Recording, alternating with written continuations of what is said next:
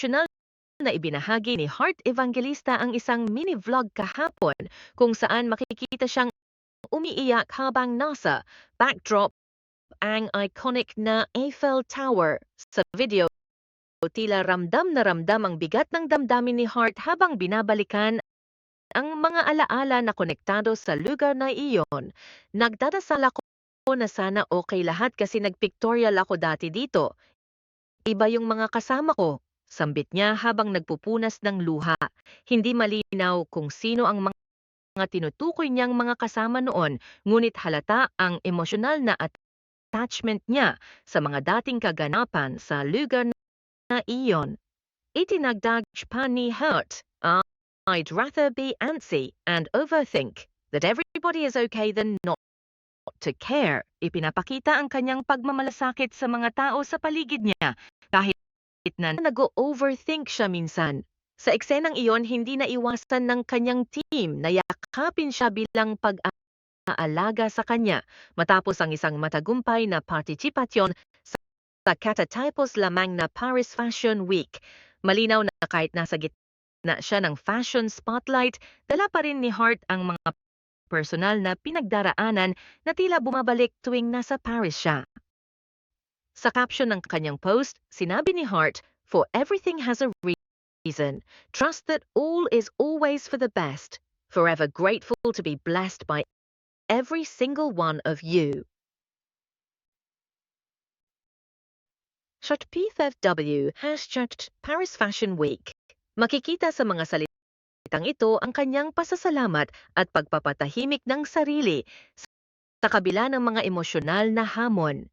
Bagaman hindi niya binanggit kung sino ang mga dating kasama niyang tinutukoy, may mga spekulasyon ang mga netizens na baka ito'y mga dati niyang stylist o iba pang mga taong malapit sa kanya sa industriya noon. Nauna na ring inamin ni Heart na simula pa noong 2015 o 2016, pinasok na niya ang fashion world at inako na hindi madaling narating ang kanyang kasalukuyang estado sa industriya. So, hindi talaga siya shortcut. Hindi siya pwedeng dahil gusto mo siya, gagawin mo yung whatever to get there. It will come, di ba? It will come, but it comes with time, effort, and just being happy about it, not trying to get ahead. Dapat happy lang, paliwanag niya sa isa pang mini-vlog na ipinost niya bago pa ang emosyonal na video.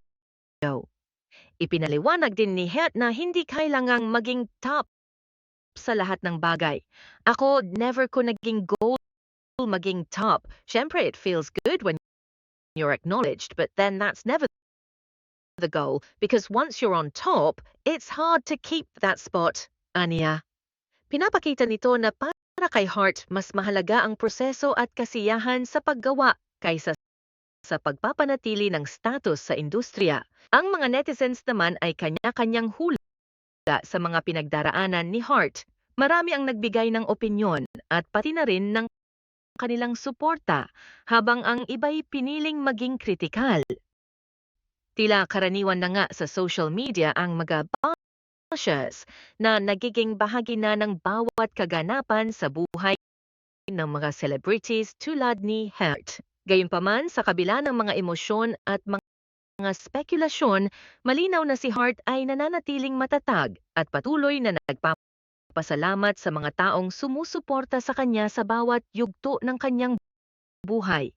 Heart Evangelista, isa sa mga kilalang fashion icons ng bansa, ay naging emotional sa pagtatapos ng Paris Fashion Week, kung saan muli sayang nagpakitang gilas bilang isa sa mga VIP guests ng prestihiyosong event. Sa kanyang social media post, ipinahayag niya ang kanyang damdamin patungkol sa mahalagang yugto ng kanyang buhay na kasalukuyan niyang pinagdadaanan. Ang mensaheng iniwan ni Heart sa kanyang Instagram account ay puno ng pasasalamat at pagmumuni-muni sa mga pangyayari sa kanyang buhay, lalo na sa mga nakaraang kaganapan sa Paris. Sa kanyang caption, sinabi ni Heart, "For everything has a reason. Trust that all is always for the best. Forever grateful to be blessed by every single one of you." Makikita sa kanyang mga salita ang malalim na emosyon, tila nagpapahiwatig ng mga personal na pinagdaraanan niya, ngunit nananatili pa rin siyang positibo at nagpapasalamat sa mga biyayang natatanggap. Heart Evangelista, isa sa mga kilalang fashion icons ng bansa, ay naging emotional sa pagtatapos ng Paris Fashion Week, kung saan muli siyang nagpakitang gilas bilang isa sa mga VIP guest ng prestihiyosong event. Sa kanyang social media post, ipinahayag niya ang kanyang damdamin patungkol sa mahalagang yugto ng kanyang buhay na kasalukuyan niyang pinagdadaanan.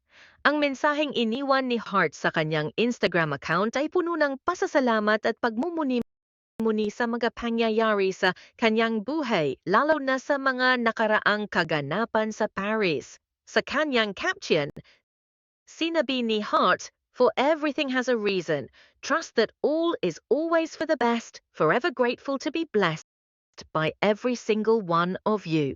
Makikita sa kanyang mga salita ang malalim na emosyon, tila nagpapahiwatig ng mga personal na pinagdaraanan niya, ngunit nananatili pa rin siyang positibo at nagpapasalamat sa mga biyayang natatanggap.